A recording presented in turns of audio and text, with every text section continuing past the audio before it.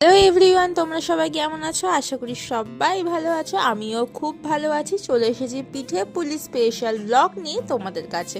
তো একটু লেট হয়ে গেল আজকে আমার ব্লগটা ছাড়তে। যাই হোক, কাজের একটু প্রেশার ছিল, ওই জন্য কিন্তু ছাড়তে পারিনি। তো দেখো, কালকে যেহেতু মকর সংক্রান্তি ছিল, ওই জন্য কিন্তু আমাদের বাড়িতেও পিঠে পুলি হয়েছে। অফিসের পরে আমি দুধ কিনে নিয়েছিলাম, কেন মা বলেছিল দুধটা নিয়ে যেতে পিঠের জন্য। আর এদিকে কিন্তু কালকে যেহেতু বুধবার ছিল, ওই জন্য ফুলটাও কিনে নিয়েছিলাম।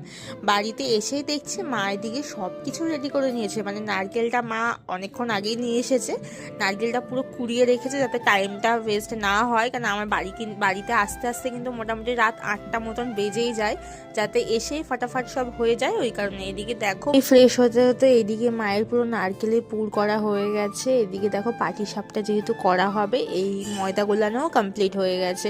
তারপরে পাটিসাপটা করার জন্য মা পুরো রেডি হয়ে গেছে। আমি কিন্তু পিঠের মধ্যে পাটিসাপটাটা খেতেই বেশি ভালোবাসি, ওই জন্য মা কিন্তু পাটিসাপটাটাই করেছে। আর এর সাথে ছিল কিন্তু চষির পায়েসও মা করেছিল। পাটিসাপটাটা মা তো দারুণ করে। প্রথমের দিকে না একটু অসুবিধা হচ্ছিল, মানে চামচ দিয়ে করছিল ওই কারণে। তারপরে যখন খুন্তি দিয়ে করলো, তারপরে কিন্তু নর্মালি খুব ভালোই হয়েছে।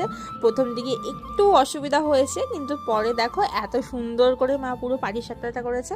আর মা পাটিসাপটা সত্যি ভীষণই ভালো করে। আর এই পাটিসাপটা খেলে কিন্তু কারোর গ্যাস অম্বল কিচ্ছু হবে না, কারণ মা নারকেলের সাথে অনেক কিছুই দেয় যাতে গ্যাস বা অম্বল কিছু না হয়। এরপর দেখো পাটিসাপটা পুরো কমপ্লিট হয়ে গেলে আমি আগে টেস্ট করে নিলাম, খেতে কিন্তু ভীষণই ভালো হয়েছিল। তারপরে চষির পায়েসটাও হয়ে গিয়েছিল, একটু অন্যরকম হয়েছে, তোমরা দেখতেই পাচ্ছ। মানে একেবারে পারফেক্ট বলবো না, কিন্তু খেতে কিন্তু ভীষণ টেস্টি হয়েছিল। তো আমি তারপরে একটু চষির পায়েস খেয়ে নিলাম, দুটো ভীষণই ভালো হয়েছে। আর কিন্তু আজকে পুরো এই পিঠে পুলির করে অনেকটা ধকল হয়ে গিয়েছিল, কেন আমাদের মোটামুটি সব পিঠে কমপ্লিট করে উঠতে রাত 11টা মতন বেজেই গিয়েছিল, যেখানে আমরা 10:30টার সময় কিন্তু ঘুমিয়ে পড়ি। তো যাই হোক, এই একদিনই তো মকর সংক্রান্তির দিনই আমাদের বাড়িতে পিঠে পুলিটা হয়।